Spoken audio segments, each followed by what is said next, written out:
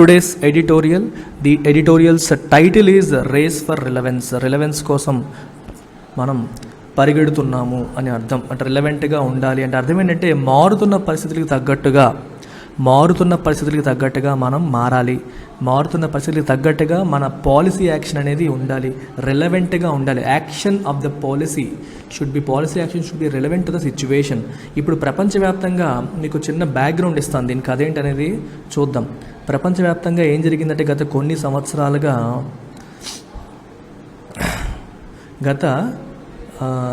సంవత్సరాలుగా ఏం జరిగింది, లాస్ట్ 2-3 ఇయర్స్లో వరల్డ్ వైడ్ ఇంట్రెస్ట్ రేట్స్ అనేవి తగ్గించుకుంటూ వచ్చారు. ఇంట్రెస్ట్ రేట్స్ ఏం చేశారు, గత కొన్ని సంవత్సరాలుగా తగ్గించుకుంటూ వచ్చారు. ఇంట్రెస్ట్ రేట్స్ని గత కొన్ని సంవత్సరాలుగా తగ్గించుకుంటూ రావడం అనేది మనం చూసాం వరల్డ్ వైడ్. అయితే ఎందుకు తగ్గించారు, కోవిడ్ వచ్చింది. సో ఎకానమీ సఫర్ అయింది.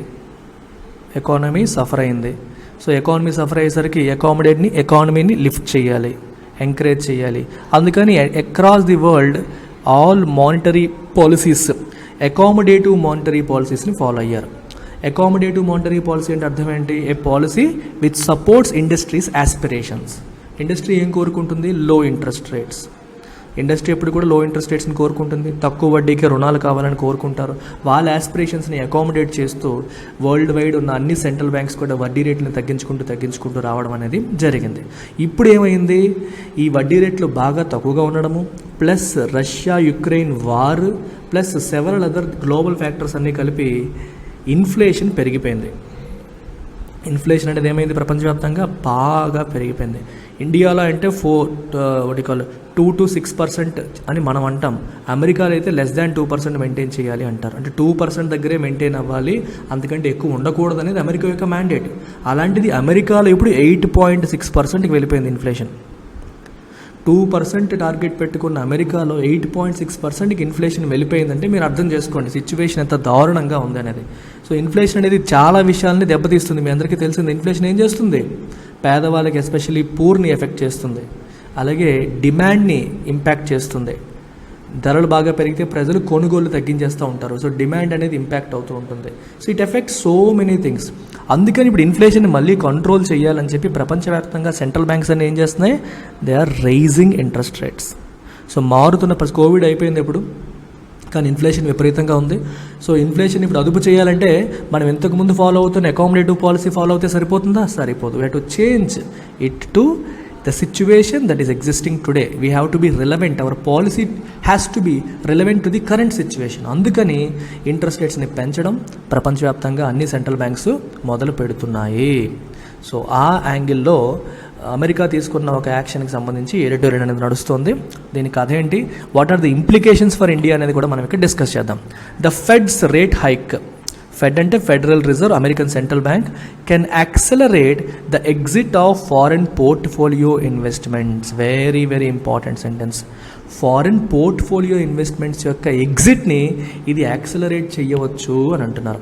అదేంటది, అమెరికాలో వడ్డీ రేట్లు పెరిగితే ఫారెన్ పోర్ట్ఫోలియో ఇన్వెస్ట్మెంట్స్ ఎందుకు ఎగ్జిట్ అవుతారు, మీరు ఒకసారి ఆలోచించండి, థింక్ అబౌట్ ఇట్. అసలు ఫారెన్ పోర్ట్ఫోలియో ఇన్వెస్ట్మెంట్స్ అంటే అర్థం ఏంటి, మనం జనరల్గా విదేశీ సంస్థాగత ఇన్వెస్టర్లు అని అంటారు, మదుపరులు అంటాం. ఈ ఇన్వెస్టర్స్ని వీళ్ళు జనరల్గా ఇండియా వచ్చినప్పుడు వాళ్ళకి 2 మార్గాలు ఉంటాయి. ఒకటి డెట్, 2 ఈక్విటీ. కేర్ఫుల్గా వినండి. ఈక్విటీ అంటే కంపెనీ యొక్క షేర్స్, డెట్ అంటే మన కంపెనీ లేదా గవర్నమెంట్ ఇష్యూ చేసే బాండ్స్. సో వీళ్ళు బయట దేశాల నుంచి వచ్చే ఇన్వెస్టర్స్ మన దేశంలో పెట్టుబడులు పెట్టాలంటే వాళ్ళకి 2 మార్గాలు. ఒకటి డెట్ లేదా రెండవది ఈక్విటీ. ఈక్విటీ అంటే డైరెక్ట్గా మన స్టాక్ మార్కెట్లో ఇండియన్ కంపెనీ యొక్క షేర్స్ని కొంటారు. డెట్ అంటే ఇండియన్ బాండ్ మార్కెట్లో గవర్నమెంట్ లేదా కంపెనీస్ ఇష్యూ చేసే బాండ్స్ని కొంటారు. సో డెట్ అనేది మీకు తెలిసిందే, దానికి ఇంత వడ్డీ అని వస్తుంది, ఫ్లక్చువేషన్స్ అనేవి ఉండవు. ఈక్విటీ వచ్చేసరికి రేట్లు అనేవి రోజు రోజుకి మారిపోతాయి. ఎంత రిటర్న్ వస్తుంది అనేది మనం చెప్పలేము, ఎక్కువ రావచ్చు, తక్కువ రావచ్చు, పూర్తిగా నాశనం అయిపోవచ్చు, లేదా విపరీతంగా ఆదాయం కూడా వచ్చేయచ్చు. సో అన్ని రకాలు ఉంటాయి ఈక్విటీలో.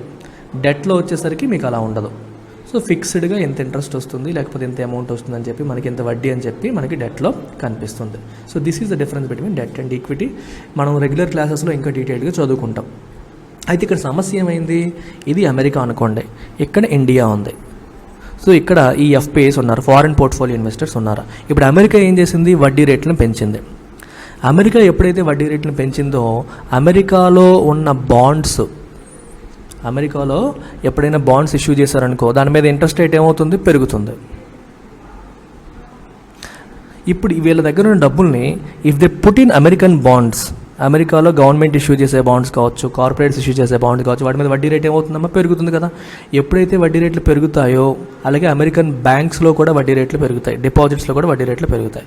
సో వీళ్ళు ఏమనుకుంటారు, అమెరికాలో మనం డబ్బులు పెట్టుకుందాం, వడ్డీ రేట్లు పెరిగాయి, అమెరికా సేఫ్ కంట్రీ మనకి, కాబట్టి వీళ్ళు ఏం చేస్తారు, ఇండియన్ బాండ్ మార్కెట్ నుంచి, ఇండియన్ ఈక్విటీ మార్కెట్ నుంచి విత్డ్రావల్స్ చేస్తారు. విత్డ్రావల్స్ అంటే అర్థం ఏంటి, అమ్మేస్తారు. వాళ్ళ బాండ్స్ కావచ్చు, వాళ్ళ యొక్క షేర్లు కావచ్చు అమ్మేస్తూ ఉంటారు. అమ్మేసి ఈ డబ్బు తీసుకెళ్ళి అమెరికాకి మూవ్ చేస్తారు. ఇలా వెళ్ళిపోవడాన్ని ఎక్సోడస్. ఎక్సోడస్ అంటే మూవింగ్ అవే, ఇక్కడ నుంచి వెళ్ళిపోవడం, ఇంకో చోటకి వెళ్ళిపోవడం, అమ్ముకొని వెళ్ళిపోవడం, ఇలానే ఎక్సోడస్ అంటాం. సో ఇక్కడ నుంచి అన్నీ అమ్మేసి వెళ్ళిపోతారు. దానివల్ల ఏమవుతుంది, ఇండియన్ స్టాక్ మార్కెట్స్ పడిపోతాయి. మరి ఇండియాలో చాలామంది అమెరికన్ లేదా ఫారిన్ ఇన్వెస్టర్స్ అందరూ వాళ్ళ మన ఇండియాలో షేర్స్ అమ్మేసి ఫారిన్ కంట్రీస్కి వెళ్ళిపోతుంటే ఏమవుతుంది, సెల్లింగ్ ప్రెజర్ పెరుగుతుంది కదా. ఎప్పుడైతే సెల్లింగ్ ప్రెజర్ పెరుగుతుందో వస్తువు యొక్క ధర తగ్గిపోతుంది, షేర్స్ యొక్క ధర తగ్గిపోతుంది. There will be more sellers and fewer buyers. Buyers తక్కువ, సెల్లర్స్ ఎక్కువ ఉంటే సెల్లింగ్ ప్రెజర్ పెరిగి మనకి దెబ్బ అనేది తగులుతుందన్నమాట. అది ఇక్కడ మాట్లాడుతున్నారు. సో అందుకే ఇక్కడ ఏం రాశారు, it will accelerate the exit of foreign portfolio investments, ఎందుకంటే అక్కడ వడ్డీ రేట్లు పెరిగాయి కాబట్టి. The US Federal Reserve on Wednesday implemented its steepest interest rate increase in more than 27 years as it fights to rein in runaway inflation. Runaway అంటే control లేకుండా పెరిగిపోతున్న అనే సందర్భంలో రన్అవే ఇన్ఫ్లేషన్ అనే పదాన్ని వాడతారు. రీన్ ఇన్ అంటే అదుపు చేయడం, కంట్రోల్, అదుపు చేయడం అనే మీనింగ్ వస్తుందన్నమాట. స్టీపెస్ట్ అంటే తెలుసు కదా, చాలా ఎక్కువ. ఇప్పుడు చూడండి, మనకి స్టీప్ కర్వ్ అంటారు.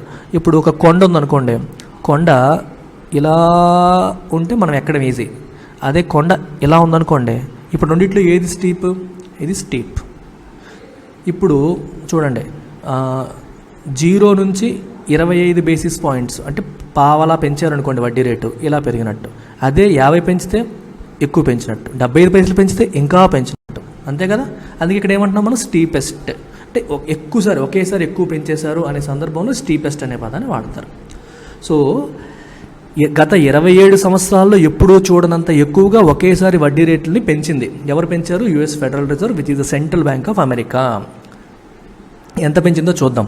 Barely 6 weeks after raising the policy rate by 0.5 percentage point and underscoring the likelihood of additional 50 basis point increases at the next couple of meetings, Chairman Jerome Powell stressed it had become essential to increase the rate instead by 75 basis points to bring inflation down.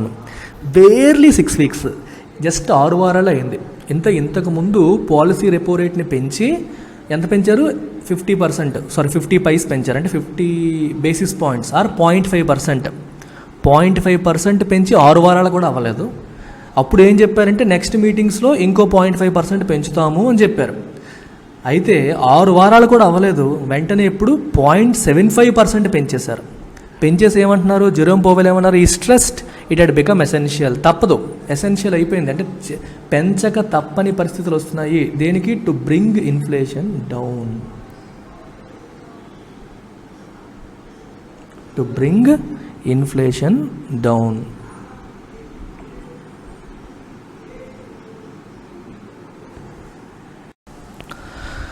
Right. So తప్పలేదన్నమాట, essential అయిపోయింది, ఎందుకంటే పరిస్థితులు చేదాటిపోతున్నాయి, inflation బాగా పెరిగిపోయింది. So దాన్ని ఎలాగైనా control చేయాలి అనే సిచ్యువేషన్లో 75 బేసిస్ పాయింట్స్ పెంచాల్సిన పరిస్థితి వచ్చింది అని చెప్పి fed chairman Jerome Powell stress చేసి చెప్పడం అనేది జరిగింది. ఓకేనా. అది ది ఓవరార్చింగ్ మెసేజ్. ఓవరార్చింగ్ అంటే ఓవరాల్ మెసేజ్ ఆర్ కాంప్రహెన్సివ్గా ఓవరాల్గా మెసేజ్ ఏంటి అంటే హీ అసర్ట్ అంటే నొక్కి చెప్పడం was that Fed recognise the hardship high inflation was causing.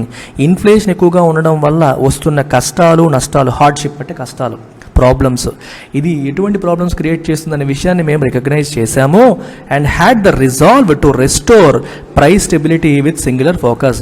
సింగులర్గా దాని మీదే దృష్టి పెట్టి ఎలాగైనా సరే ప్రైస్ స్టెబిలిటీని మళ్ళీ రెస్టోర్ చేస్తాం. ప్రైస్ స్టెబిలిటీ అర్థమేంటి? ధరలు విపరీతంగా పెరిగిపోకుండా అదుపులో ఉండడం. రైట్. సో ప్రైస్ స్టెబిలిటీ అంటే అర్థం ఏంటమ్మా? తక్కువ ధరలు విపరీతంగా పెరిగిపోకుండా స్టేబుల్గా ఉండడం, అది కంట్రోల్ చేయడం, అది ఉండడం, అది రెస్టోర్ చేయడం అనేది సింగులర్ ఫోకస్. ఆ సింగులర్ ఫోకస్ తీసుకొని మేము ఉండబోతున్నామని చెప్పి ఆయన చెప్పడం జరిగింది. సో చాలా చాలా ఇంపార్టెంట్ పాయింట్ ఇది, గుర్తుపెట్టుకోవాలి మీరు. Okay. So they are saying it is our resolve అంటే డిటర్మినేషన్, ఫర్మ్ డిటర్మినేషన్. మేము స్ట్రాంగ్గా అదే డిటర్మినేషన్గా పెట్టుకున్నాము, అదే పట్టుదలతో దాన్ని ఫోకస్ చేసుకుని వెళ్తున్నాము అని అర్థం. Acknowledging that inflation had surprise to the up side. Acknowledge అంటే యాక్సెప్ట్ చేయడం. ఏమని? That inflation had surprise to the up side అంటే మేము అనుకున్న దానికంటే మమ్మల్ని సర్ప్రైజ్ చేసింది. సర్ప్రైజ్ పాజిటివ్గా కాదు, నెగిటివ్గా. అంటే ఇంకా తక్కువ ఉంటుంది అనుకున్నాను, అంతకంటే చాలా ఎక్కువ అయిపోయింది అని అర్థం. Since the federal open market committee had last met in May. So ఈ కమిటీ ఏంటి అనేది మీరు ఒకసారి కామెంట్ సెక్షన్లో మెన్షన్ చేయండి. What is fed open market committee? మన మానిటరీ పాలసీ కమిటీ లాంటిదేనా లేదా వేరేదా? మీరు ఒకసారి మీరు గూగుల్ సెర్చ్ చేసి కామెంట్ సెక్షన్లో పెట్టండి. సో ఈ కమిటీ లాస్ట్ మేలో కలిసినప్పటి నుంచి ఇప్పటికీ ఇంత పెరిగిపోతుందని మేము ఎక్స్పెక్ట్ చేయలేదు, వీ వర్ సర్ప్రైజ్డ్ అని చెప్తున్నారు. He said the committee agreed that the larger increase was required to anchor inflation expectations. Inflation expectations ని కట్టిపడేయాలి. యాంకర్ అంటే కట్టిపడేయడం. ఈ పదం చాలా ఇంపార్టెంట్. యాంకర్ అంటే మనకి సుమా గారు కూడా యాంకరే, అదొక మీనింగ్. ఇంకో మీనింగ్ ఏంటి? ఇప్పుడు చాలాసార్లు చెప్పాను, ఇది నది అనుకోండి, నదిలో ఒక పడవ ఉందనుకోండి, ఈ పడవ అలా ఉంటుందా? ఆ పడవ కదలకుండా ఉండాలంటే ఏం చేయాలి? బయట ఒక పోల్కో దేనికో దాన్ని తాడుతో కట్టాలి. ఈ కట్టడాన్ని యాంకర్ అంటాం. ఇక్కడ యాంకర్ ఏం చేసింది? ఈ పడవ కదిలిపోకుండా, నదిలోకి వెళ్ళిపోకుండా కట్టి పడేసింది, ఉంచిందనమాట. ఇక్కడ ఏం చేస్తున్నారు? ఇక్కడ ఈ పదాన్ని ఎలా వాడారు చూడండి. ఇన్ఫ్లేషన్ ఎక్స్పెక్టేషన్స్ని యాంకర్ చేయాలి. ఇప్పుడు మనం మనుషులు ఎలా ఉంటామంటే, ధరలు బాగా పెరుగుతాయి అనుకుంటే రేపు పొద్దున ఇంకా పెరిగిపోతాయి అనే ఎక్స్పెక్టేషన్స్లోకి మనం వెళ్ళిపోతాం. ఇంకా పెరిగిపోతాయి అనేసరికి కొనాలి, చేయాలని ఆలోచనలు కూడా చచ్చిపోతాయి. సో పూర్తిగా ఆపేస్తాం అనమాట. అందుకని చెప్పి ఇక్కడ ఏం రాశారు?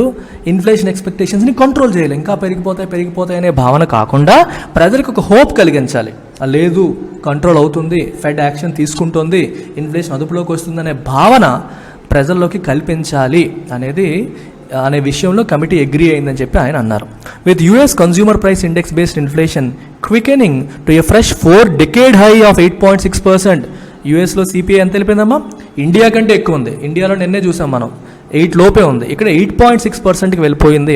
ఎందుకని? Spurred by housing, petrol, food prices. Food prices పెరిగాయి, పెట్రోల్ పెరిగింది, హౌసింగ్, ఈ మూడింటి ధరలు బాగా పెరిగిపోవడం వల్ల, స్పర్ అంటే ఎంకరేజ్డ్ బై, వాటి వల్ల బాగా పెరిగిపోయి 8.6% పెరిగిపోయింది. ద ఫెడ్ అడ్మిట్ అంటే accepted that price pressures had spread to a broad range of goods and services. ఈ ప్రైస్ ప్రెజర్స్ అనేవి ఒక దగ్గర ఆగల, all kinds of goods and సర్వీసెస్కి ఎక్స్పాండ్ అయిపోయాయి, స్ప్రెడ్ అయిపోయాయి అని చెప్తున్నారు. Even as it realises that it has very little control over supply side factors, including Russia's invasion of Ukraine and COVID-related lockdowns in China, the US central bank said it was determined to continue raising interest rates till it saw compelling evidence that inflation was slowing towards its 2% goal. చాలా important sentence ఇది. ఇక్కడ ఏమంటున్నారంటే, even as it realises, US Fed realise అయ్యింది ఏమని? That it has very little control over supply side factors. Supply side factors మనం ఏమైనా control చేయగలుగుతామా? Control చేయలేం. డిమాండ్ సైడ్ మనం ఏదో రకంగా కంట్రోల్ చేస్తాం, కానీ సప్లై సైడ్ని ఎలా కంట్రోల్ చేస్తాం? ఇప్పుడు ఫర్ ఎగ్జాంపుల్ చూడండి, రష్యాకి యుక్రెయిన్కి వార్ అవుతుంది. వార్ వల్ల యుక్రెయిన్ నుంచి వచ్చే sunflower oil, especially sunflower oil యొక్క సప్లైలు ఆగిపోయాయి. సో ప్రపంచవ్యాప్తంగా సన్ఫ్లవర్ ఆయిల్ రేట్లు ఏమైపోయాయి? పెరిగిపోయాయి. సన్ఫ్లవర్ ఆయిల్ రేట్లు ఏమయ్యి ప్రపంచవ్యాప్తంగా పెరిగిపోయాయి. దీన్ని అమెరికా ఏమైనా చేయగలదా? చేయలేదు. ఎందుకంటే రష్యా యుక్రెయిన్ వార్ ఆగితే కానీ ప్రాబ్లం సాల్వ్ అవ్వదు. అదే చెప్తున్నారు, they had very little control over supply side factors అంటే మీనింగ్ అది, including Russia's invasion of Ukraine and Covid related lockdowns in చైనాలో కూడా కొన్ని లాక్డౌన్స్ విధించారు కోవిడ్ వల్ల, 4th వేవ్ అని చెప్పి. దాన్ని కూడా అమెరికా ఏమన్నా ఆపగలదా? ఆపలేదు. So these supply side factors మనం ఏం చేయలేం, దానివల్ల పెరిగేది ఎలాగూ పెరిగిద్ది. ఆ విషయాన్ని యాక్సెప్ట్ చేస్తూ central bank said it was determined to continue raising interest rates. అయినా సరే మేము ఇంట్రెస్ట్ రేట్స్ పెంచడం ఆపము, మేము పెంచుతూనే ఉంటాము till it saw compelling evidence that inflation was slowing down towards its 2% goal. మన 2% గోల్కి తగ్గుతుంది అని మాకు స్ట్రాంగ్ ఎవిడెన్స్ వచ్చేంత వరకు, ఎవిడెన్స్ కనిపించేంత వరకు, కంపెల్లింగ్ అంటే స్ట్రాంగ్గా మనకి కనిపించేంత వరకు కూడా we will continue to rise interest rates, వడ్డీ రేట్లని పెంచుతూనే ఉంటాము, మేము తగ్గించము అని చెప్పి ఇక్కడ క్లియర్ కట్గా చెప్పడం జరిగింది. Mister Powell emphasised that yet another unusually large 75 basis point or a 50 basis point increase was most likely in the meeting in July. జూలైలో జరగబోతున్న ఈ మీటింగ్లో 75 బేసిస్ పాయింట్ కానీ 50 బేసిస్ పాయింట్స్ కానీ మళ్ళీ పెంచుతాము అని చెప్పి క్లియర్గా చెప్పారు. అంటే మోస్ట్ లైక్లీ అని పెంచే అవకాశం చాలా ఎక్కువగా ఉందని చెప్పి ఆయన ఆల్రెడీ ఎంఫసైజ్ చేయడం జరిగింది. సో అమెరికాలో వడ్డీ రేట్లు ఇంకా పెరుగుతాయి, దాని ఇంపాక్ట్ ఇండియా మీద కూడా పడుతుంది. మీ అందరికీ డౌట్ రావచ్చు, సార్ అమెరికాలో వడ్డీ రేట్లు పెంచితే మీరు ఎందుకు డిస్కస్ చేస్తున్నారు, మన యూపీఎస్సీకి కానీ మన ఎగ్జామ్స్ కానీ ఇది ఎందుకు అవసరమని మీరు అనుకోవచ్చు. అమెరికాలో వడ్డీ రేట్లు పెంచితే ప్రపంచవ్యాప్తంగా దాని ఇంపాక్ట్ ఉంటుంది. ఇండియాలో ఇందాకే చెప్పాను, మన పోర్ట్ఫోలియో ఇన్వెస్టర్స్ ఇక్కడ నుండి ఎగ్జిట్ అయిపోయి వెళ్ళిపోయే అవకాశాలు ఉంటాయి. దానివల్ల డాలర్ విలువ పెరిగి రూపీ విలువ బలహీనం అవుతుంది కూడా. లాస్ట్లో ఒక సెంటెన్స్ వస్తుంది, అక్కడ ఎక్స్ప్లెయిన్ చేస్తాను, ఓపిక్గా వినండి. For Mr. Powell and fellow FOMC members focusing unrelentingly on taming price gains through monetary action, including raising borrowing costs and gradually tightening liquidity, risks squeezing the economy into a recession.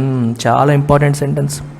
ఇప్పుడు mister Powell FOMC members వీళ్ళందరూ కూడా అన్రిలెంటింగ్లీ అంటే without any gap, relentlessly అంటే ఎడతెరిపి లేకుండా, gap లేకుండా, right, price గెయిన్స్ని tame చేయడం అంటే అదుపు చేయడం, ప్రైస్ గెయిన్స్ని ఎలాగైనా టేమ్ చేయాలి, కంట్రోల్ చేయాలని ఒకే గోల్ పెట్టుకొని వీళ్ళు ఇలా చేయడం త్రూ మానిటరీ యాక్షన్. ఏ రకంగా? రెపో రేట్ని పెంచడం ద్వారా, ఇంక్లూడింగ్ రైజింగ్ బారోయింగ్ కాస్ట్. వడ్డీ రేట్లు పెరిగితే ఏమవుతాయి? బారోయింగ్ కాస్ట్ పెరుగుతుంది.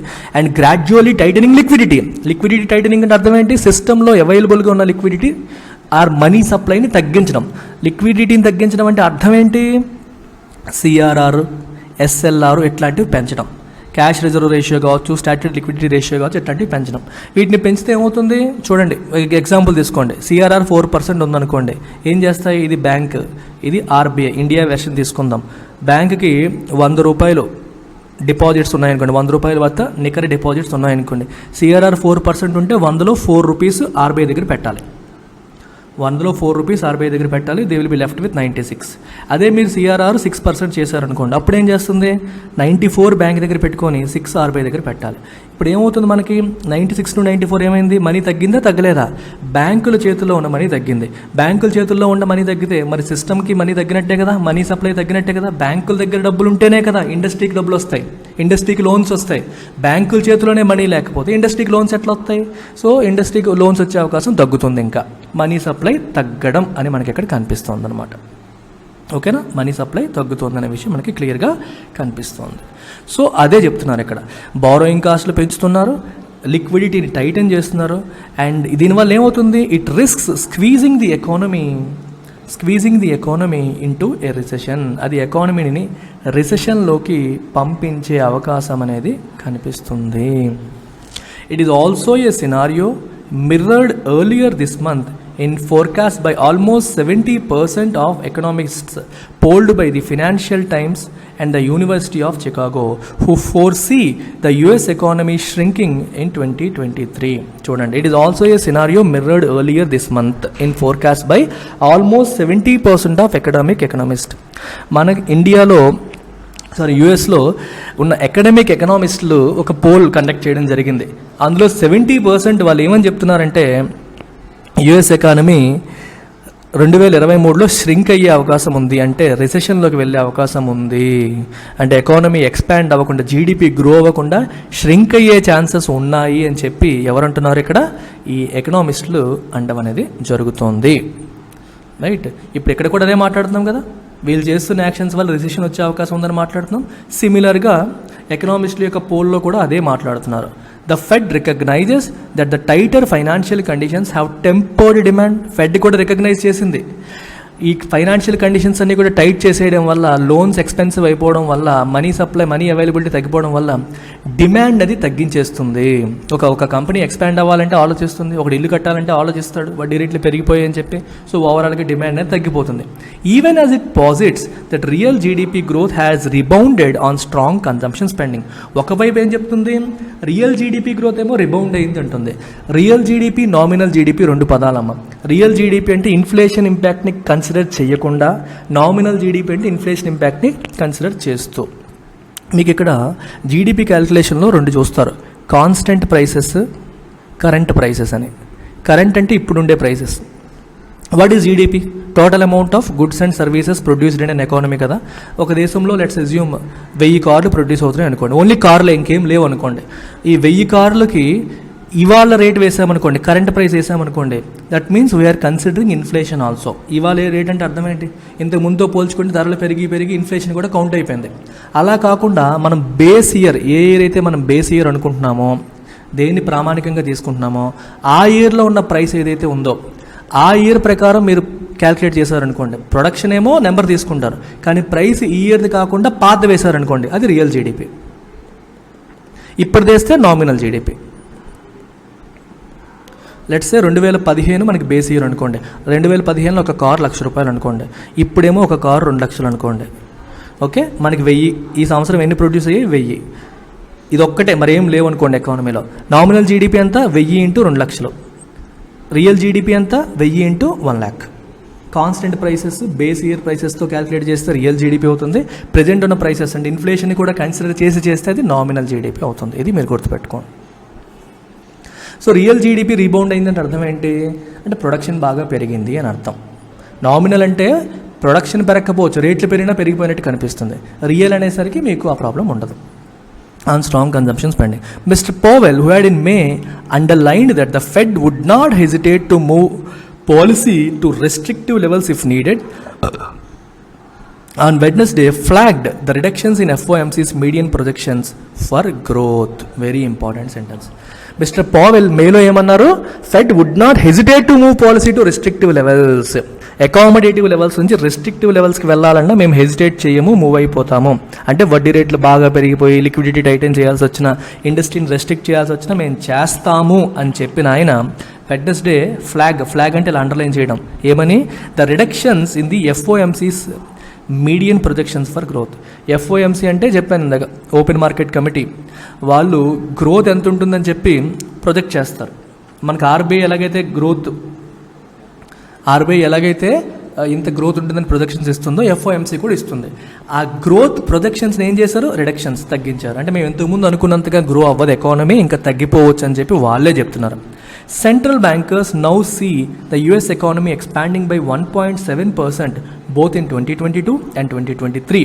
సెంట్రల్ బ్యాంకర్స్ ఇప్పుడు ఏం చూస్తున్నారమ్మా, US ఎకానమీ 2022లో అండ్ 2023లో కూడా కేవలం 1.7% మాత్రమే పెరగబోతుంది అని చెప్పి ప్రొజెక్షన్స్ చేస్తున్నారు. Slower than March forecast of 2.8% and 2.2. మార్చ్లో ఏమో 2.8 to 2.2% పెరుగుతుందని చెప్పిన వాళ్ళు ఈరోజు 1.7% పెరుగుతుంది, తగ్గిపోతుంది అని చెప్పడం జరుగుతుంది. For India the Fed's actions are likely to result in an acceleration in the recent exodus of foreign portfolio investments. Already చెప్పాను, ఫెడ్ యొక్క యాక్షన్స్ దేనికి దారి తీయవచ్చు, foreign portfolio investments. Already India నుంచి ఎక్సోడస్ మొదలైంది, అంటే వాళ్ళు అమ్మేసుకుని బయటకు వెళ్ళిపోతున్నారు. అది ఇంకా యాక్సలరేట్ అయ్యే అవకాశం ఉంది. And spur more gains for the dollar against the rupee. Dollar versus rupee తీసుకున్నా సరే రూపీ ఇంకా వీక్ అయిపోయే అవకాశం ఉంది. ఎందుకు ఆలోచించండి ఒకసారి. ఇది డాలర్, ఇది rupee. Think, foreign portfolio investors వాళ్ళు షేర్స్, బాండ్స్ అన్నీ అమ్మేసి బయటకు వెళ్ళిపోతున్నారు. వాళ్ళు అమ్మేసినప్పుడు వాళ్ళకి మనీ ఏ రూపంలో వస్తుంది, they will get the money in the form of rupees. రూపాయలు అమెరికాలో పనికి వస్తాయా, పనికిరావు. వాళ్ళకి ఏం కావాలి, డాలర్స్ కావాలి. మరి వాళ్ళు ఏం చేస్తారు, దే గో టు RBI లేదా any of the vendors of RBI. ఈ రూపీస్ వాళ్ళకి ఇచ్చి they will ask for dollars కావాలి అంటారు. ఇప్పుడు వాళ్ళు ఏది అడుగుతున్నారు, డాలర్స్ కావాలి. సో డాలర్కి డిమాండ్ పెరుగుతుందా తగ్గుతుందా? పెరుగుతుంది. ఏవి అమ్ముతున్నారు? రూపీస్కి సెల్లింగ్ ప్రెజర్ పెరుగుతుందా తగ్గుతుందా? పెరుగుతుంది. So more number of rupees they are trying to sell and they are trying to buy dollars. ఎప్పుడైతే డాలర్కి బయింగ్ ప్రెజర్ పెరిగి రూపీకి సెల్లింగ్ ప్రెజర్ పెరుగుతుందో డాలర్ వాల్యూ రూపీతో పోలిస్తే ఏమవుతుంది? పెరుగుతుంది. ఏ వస్తువుకి అయితే డిమాండ్ ఉందో దాని ధర పెరుగుతుంది, ఏ వస్తువు అయితే సెల్లింగ్ ప్రెజర్లో ఉందో దాని వాల్యూ తగ్గుతుంది. మనకి చిన్నప్పటి నుంచి తెలిసిందే. అందుకే డాలర్కి రూపీతో పోలిస్తే గెయిన్స్ అనేవి వస్తాయి, దస్ వైడనింగ్ ద ట్రేడ్ డెఫిసిట్. అదేంటిది? డాలర్తో పోలిస్తే రూపీ వాల్యూ తగ్గితే ట్రేడ్ డెఫిసిట్ పెరిగిపోతుందని ఎందుకు అంటున్నారు? అసలు what is trade deficit? Trade deficit అంటే అర్థం ఏంటి? ట్రేడ్ అంటే అర్థం ఏంటి? మర్చెండైజ్ అంటే గుడ్స్ అనమాట. మర్చెండైజ్ ఆర్ గుడ్స్ యొక్క ఎక్స్పోర్ట్స్, ఇంపోర్ట్స్ ఎక్కువ ఉండి ఎక్స్పోర్ట్స్ తక్కువ ఉన్నాయి అనుకోండి, అప్పుడు మనకి ఏమున్నట్టు? డెఫిసిట్ ఉన్నట్టు. అంటే మనం దిగుమతి చేసుకునేవి ఎక్కువ ఉండి ఎగుమతి చేసేవి తక్కువ ఉంటే వీ హ్యావ్ డెఫిసిట్. ఇప్పుడు రూపీ వాల్యూ పడిపోయింది అనుకోండి, ఇంపోర్ట్స్ యొక్క ధర పెరుగుతుందా తగ్గుతుందా? పెరిగిపోతుంది. $1 ఇంతకుముందు $60 వస్తే ఇప్పుడు $1కి $70 పే చేస్తే కానీ $1 రాదు. సో ఇంపోర్ట్స్ వాల్యూ పెరిగిపోతుంది. ఎక్స్పోర్ట్స్ వాల్యూ ఏమవుతుంది? తగ్గుతుంది. ఎక్స్పోర్ట్స్ వాల్యూ తగ్గి ఇంపోర్ట్స్ వాల్యూ పెరిగిపోవడం వల్ల డెఫిసిట్ ఏమవుతుందమ్మా? పెరిగిపోతుంది. ఇప్పుడు చూడండి, A-B అన్నాను. ఏ వాల్యూ పెరిగింది, బి వాల్యూ తగ్గింది. మరి A-B ఏమైనట్టు? ఇంకా పెరిగినట్టు. ఈ రకంగా మనకి ట్రేడ్ డెఫిసిట్ అనేది ఇంకా వైడన్ అయిపోవడం వల్ల it will also fuel faster inflation ఇంకా పెరిగిపోయేలా చేస్తుంది. ఎలా? As imported goods including crude oil become costlier. Imported goods అనేవి పెరిగిపోతాయి, ఇంపోర్టెడ్ గుడ్స్ యొక్క ధరలు పెరిగిపోతాయి. ఎందుకంటే మనం లెట్స్ అజ్యూమ్ క్రూడ్ ఆయిల్ $100 పెట్టి కొనుక్కున్నాం అనుకోండి. $1కి ఇంతకుముందు $60 ఉండేది. అప్పుడు $100కి 100 × 60 $6,000 అయిపోయింది. ఇప్పుడు $100కి 60 కాస్త 70 అయితే $7,000 అయింది. Which means hour import cost ఏమైంది? పెరిగింది. మరి క్రూడ్ ఆయిల్ ధర పెరిగితే దాని నుంచి వచ్చే పెట్రోల్ ధర పెరుగుతుంది, డీజిల్ ధర పెరుగుతుంది. పెట్రోల్ డీజిల్ ధరలు పెరిగితే తద్వారా ట్రాన్స్పోర్టేషన్ కాస్ట్ పెరుగుతుంది, మిగిలిన అన్ని ధరలు కూడా పెరుగుతాయి. ఓవరాల్గా అది ఇన్ఫ్లేషన్కి ఇంకా ఎక్కువ దారి తీసే అవకాశం అనేది ఉంది. ఇది ఇక్కడ మనం అర్థం చేసుకోవాల్సిన పాయింట్. ఇలా ఇంపోర్ట్స్ యొక్క ధరలు పెరిగిపోవడం వల్ల, ఇంపోర్ట్ కాస్ట్ పెరిగిపోవడం వల్ల మన దేశంలో ఇన్ఫ్లేషన్ వచ్చే అవకాశం ఉంది. చూడండి, ఇలాంటిదని ఇంపోర్టెడ్ ఇన్ఫ్లేషన్ అని కూడా అంటారు. ఎగ్జామ్లో అడుగుతూ ఉంటారు. Imported inflation caused by the rise in the cost of imports యొక్క ధరలు ఖర్చు పెరిగిపోవడం వల్ల వచ్చే ఇన్ఫ్లేషన్ అనమాట. So this is all about today's session. Very very very very important article. Yes, I'm proud to announce this degree plus IAS programme for 10th class పిల్లలు, intermediate పిల్లలు, మీరందరికీ కూడా. Although I'm saying degree plus IAS 10th అయిన వాళ్ళు కూడా దీంట్లో join అవ్వచ్చు. ఇది ఆన్లైన్ మరియు ఆఫ్లైన్ రెండింటిలోనూ ఆఫర్ చేస్తున్నాము. అయితే ఫీజు చూడండి, it is a 3-year programme. 3 సంవత్సరాలు ఆఫర్ చేస్తాము. 3 సంవత్సరాల్లో కూడా మీకు పర్ మంత్ కేవలం $5,000 కడితే సరిపోతుంది. 3 సంవత్సరాలు 5,000 పర్ మంత్ కట్టగా 3 సంవత్సరాలు అయ్యేసరికి మీకు కంప్లీట్ ఫౌండేషన్ ప్రోగ్రామ్ కంప్లీట్ అయిపోతుంది.